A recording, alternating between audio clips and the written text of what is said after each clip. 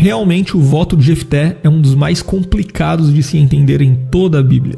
Apenas para quem não sabe, Jefté era um líder de Israel no tempo dos juízes e naquele período a nação de Israel estava sendo subjugada pelos amonitas e Jefté foi o homem escolhido por Deus para libertar o povo de Israel daquela opressão. Então o texto bíblico diz que Jefté fez um voto ao Senhor, prometendo que se Israel fosse vitorioso naquela batalha e ele voltasse em paz para sua casa, ele ofereceria em holocausto ao Senhor o primeiro que saísse da porta de sua casa. Isto é o que nós lemos no livro de Juízes, capítulo 11, versículo 30. O problema no voto de Jefté é que quem primeiro saiu da porta de sua casa quando ele retornou em paz após vencer os amonitas foi uma pessoa, mais especificamente sua única filha. E a filha de Jefté lhe saiu ao encontro comemorando a vitória que o Senhor tinha dado a Israel. Mas quando Jefté viu que era sua filha, imediatamente ele ficou completamente abatido. A Bíblia diz que ele rasgou suas vestes em sinal de lamentação, mas admitiu que, como tinha dado sua palavra ao Senhor, não poderia mais voltar atrás. E a filha de Jefté até que reagiu muito bem àquela situação, ela foi muito compreensiva. Ela apenas pediu que Jefté lhe permitisse chorar sua virgindade por 2 meses antes de o voto ser cumprido.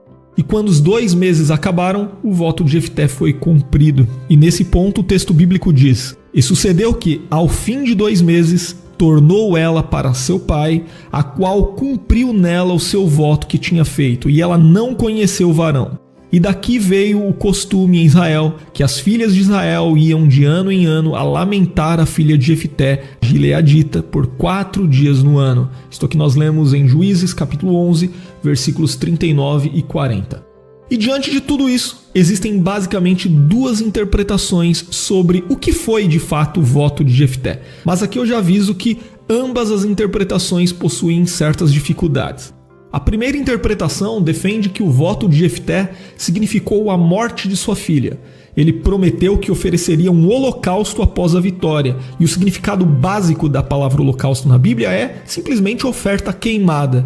Então, em outras palavras, Jefté prometeu apresentar uma oferta queimada sobre o altar ao Senhor. E como sua filha foi a primeira a lhe sair ao encontro, ele teve de matá-la, teve de oferecê-la em holocausto. E esta é a interpretação mais tradicional entre os cristãos e é amplamente aceita pelos estudiosos. Mas aqui existem algumas variações quanto ao modo com que Jefté fez o seu voto.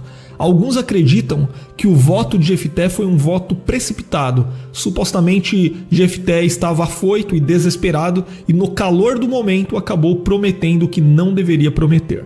Já outros acreditam que o voto de Jefté foi proposital. Supostamente ele estava totalmente consciente que seu voto poderia implicar num sacrifício humano e mesmo assim o fez. E nesse ponto, os comentaristas defendem que seria estranho que Jefté tivesse em sua casa animais válidos para o sacrifício e ainda considerasse que um desses animais haveria de sair ao seu encontro da porta de sua casa. E normalmente essa sugestão é apoiada pelo fato de que, por conta de seus problemas familiares, é possível que Jefté não tenha tido uma boa educação sob a lei de Deus. Então a ideia aqui é que, em parte de sua vida longe de Gileade, Jefté teria sofrido influência do paganismo das nações vizinhas que ofereciam sacrifícios humanos aos seus deuses. E nessa lógica, de forma insensata, Jefté considerou que a vitória contra os amonitas era tão importante que justificaria um sacrifício humano. Mas todos que defendem esta posição concordam que Deus não entregou a vitória a Jefté em resposta ao seu voto. Por quê? Porque Deus abomina o sacrifício humano.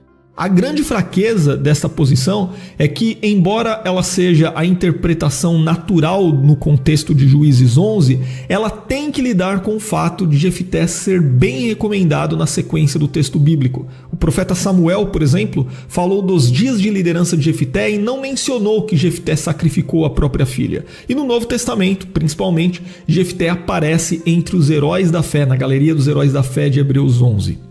Já a segunda interpretação defende que o voto de Jefté significou simplesmente a dedicação total de sua filha ao serviço do Senhor.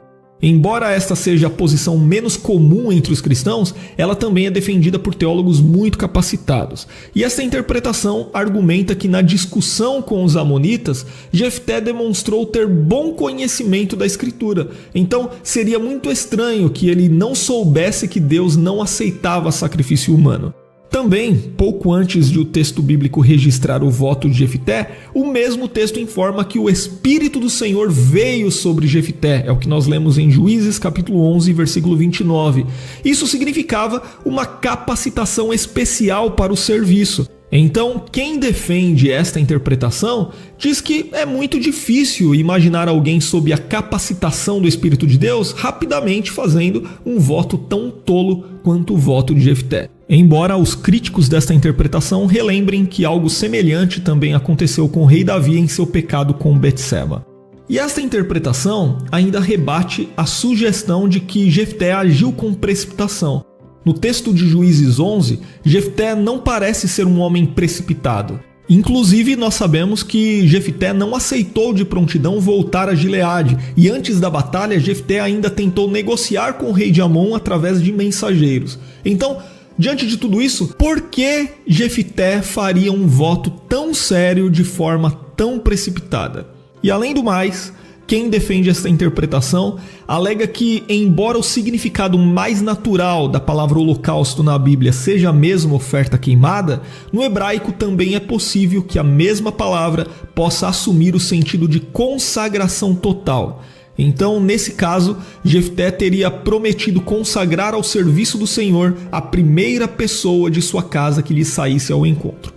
E como sua filha foi a primeira a lhe sair ao encontro, isso significava que ela deveria viver o resto de sua vida no celibato. E como ela era a única filha de Jefté, isso também implicava no fato de que Jefté dificilmente teria descendência, o que talvez explique aí o seu grande abatimento ao ver que o voto teria de ser cumprido em sua filha. Mas os defensores da primeira posição, da primeira interpretação, também rebatem esses argumentos da segunda interpretação. Por exemplo, eles argumentam que todos os nomes que foram incluídos na galeria dos heróis da fé também cometeram pecados graves contra o Senhor. Todos os heróis da fé de Hebreus 11 eram imperfeitos, e isso, inclusive, enfatiza a doutrina da justificação pela fé somente, através da graça de Deus e não por obras.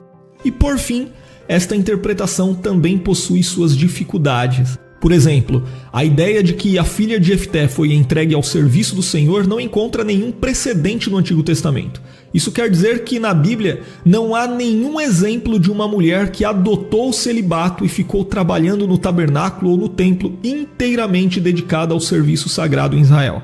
E além do mais, de fato, a leitura mais natural de Juízes 11 favorece mesmo a ideia de que o voto de Jefté implicou num sacrifício humano que jamais deveria ter ocorrido.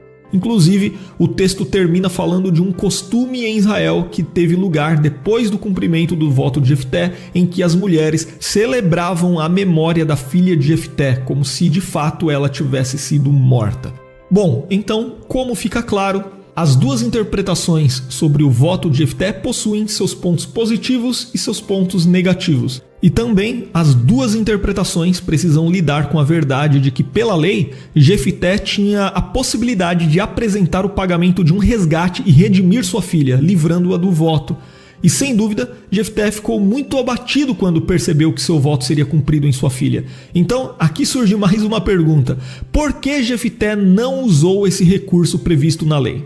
Essa é só mais uma pergunta que não sabemos responder sobre o voto de Jefté. E você? Qual das duas interpretações você prefere? Você acredita que Jefté realmente sacrificou sua filha, que ele ofereceu sua filha em holocausto? Ou você acredita que Jefté apenas consagrou sua filha ao serviço do Senhor?